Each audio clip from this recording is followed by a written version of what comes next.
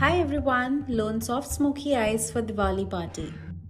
Starting by hydrating her skin using pristine dry oil, massaging it well into the skin, then moving on with blue light moisturizing creme for better hydration.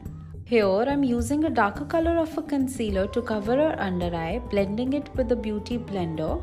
Then moving on with the foundation of her own skin tone, topping it up with a compact powder of a lighter tone. Contouring her face and highlighting the cheekbone to bring out the best face shape for her. Using Wow Brow Pencil to groom her brows and give lift to her face. Moving on to the eyes, using foundation and a compact powder to create a base for eye makeup.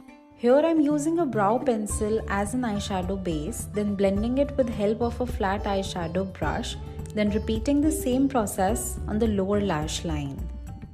Using brown color to create crease and add depth to the eyes, following up with Stardust eyeshadow all over the eyelid to add shine to the eyes. Using Starry Eye Kajal as a liner, then blending it to give a smoked out effect and repeating the same step on the lower lash line. Adding mascara to give curl and volume to the lashes and then finishing the look with the nude lip color. And she's all set to celebrate Diwali.